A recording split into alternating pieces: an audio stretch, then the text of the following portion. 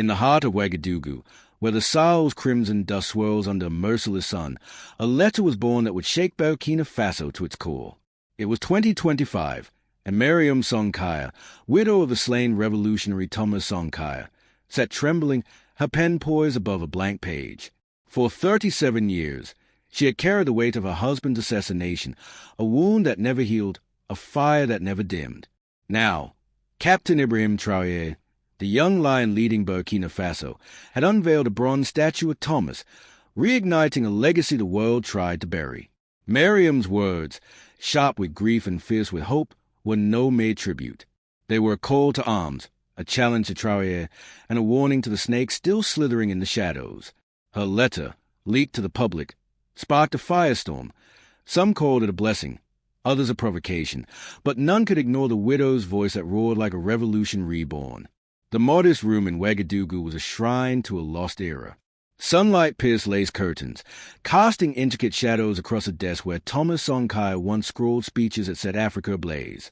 On the wall, a faded photograph captured him, beret cocked, eyes alight with defiance, a man who dared to dream of a Burkina Faso free from foreign chains.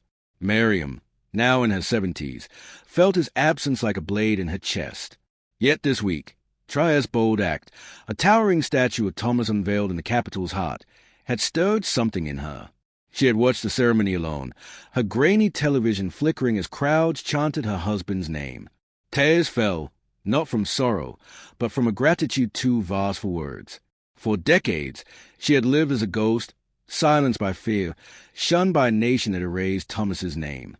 Now, she would break that silence with a letter to the captain, a letter that would echo far beyond her desk. Dear Captain, forgive an old woman's trembling hand. When I heard of the monument you raised for Thomas, I wept, not for the years stolen from us, but for the light you've restored to his name. They murdered my husband, burned his books, stripped his name from streets, and branded him a fool for believing Burkina Faso could rise. But you, Captain, have clawed his memory from the grave. You've set him in bronze where he belongs, unbowed, eternal, a beacon for our people. I visited the statue at dawn, when the city slept. The artist captured him perfectly. The proud tilt of his chin, the calluses from planting trees, the laugh lines that deepened when he spoke of hope.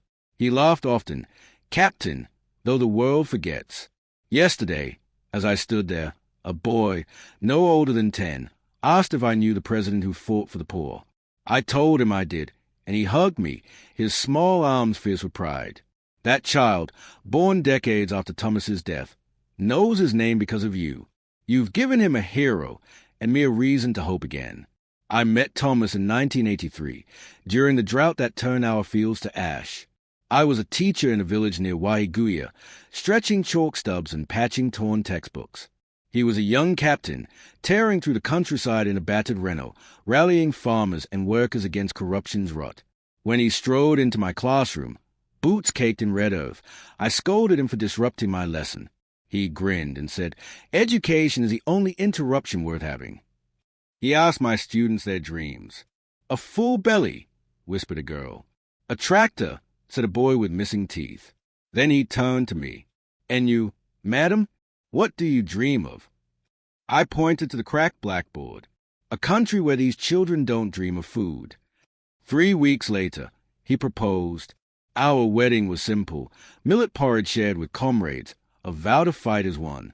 For 4 years, we did. Thomas renamed our nation Burkina Faso, land of upright people. He sold the government Mercedes fleet, declaring, "We cannot ride in luxury while our people walk barefoot." He vaccinated millions, planted 10 million trees to hold back the desert, and thrust a microphone into my hands at rallies, insisting, "The revolution needs women's voices." At night, after our sons, Philippe and Auguste, slept, we'd sit on our concrete porch, sipping bitter tea, debating Marx, Mozart, and whether mangoes were truly the king of fruits.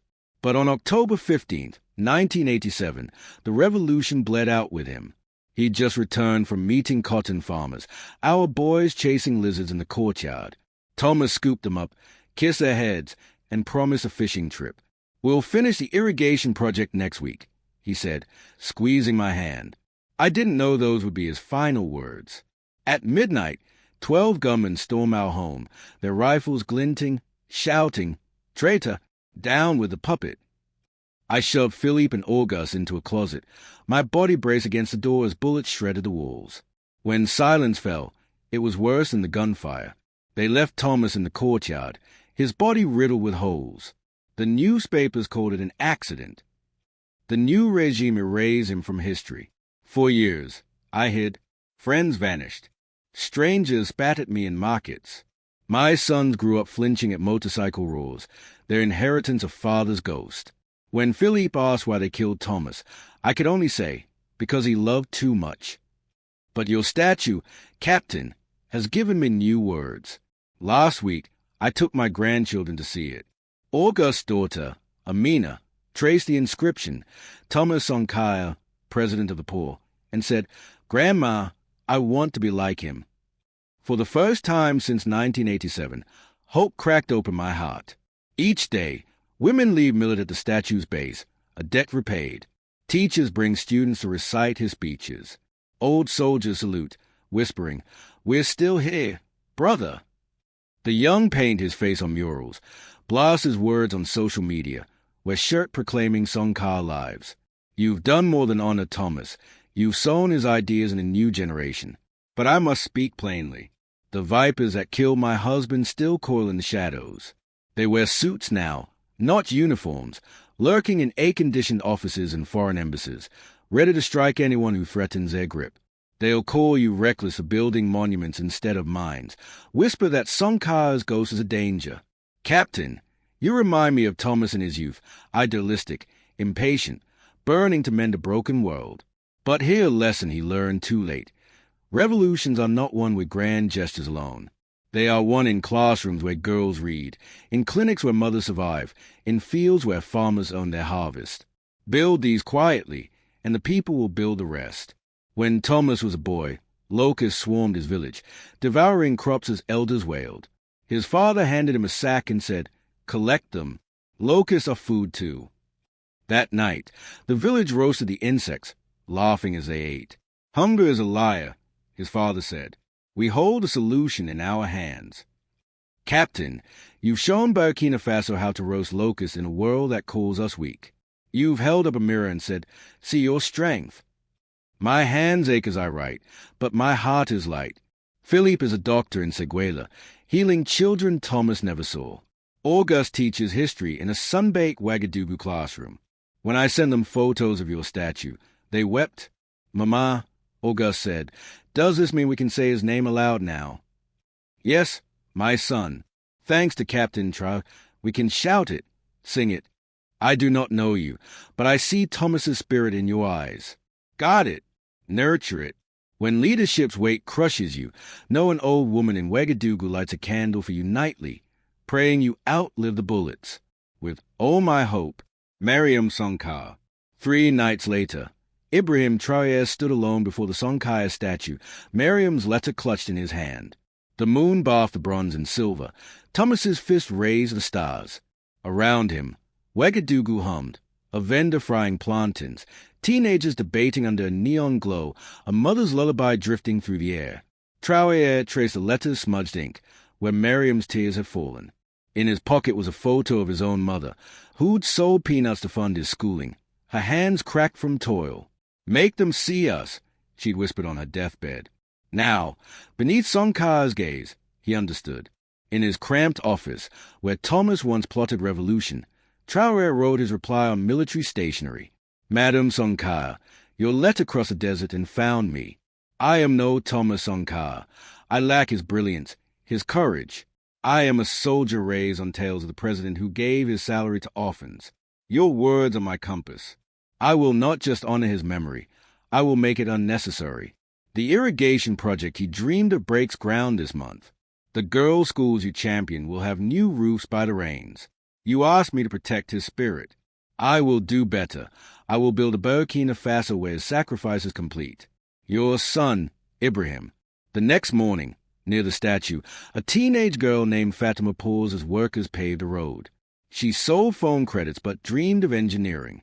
In her backpack was a tattered copy of Thomas Sankara Speaks, bought for 500 CFA francs.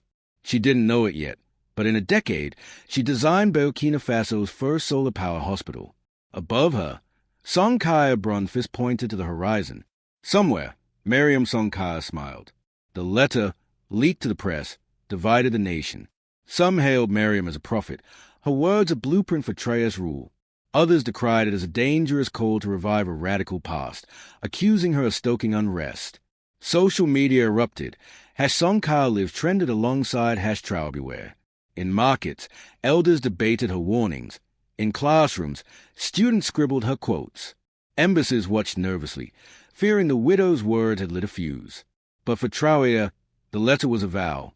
The snakes would not win. Burkina Faso would rise, upright, unbroken, unstoppable.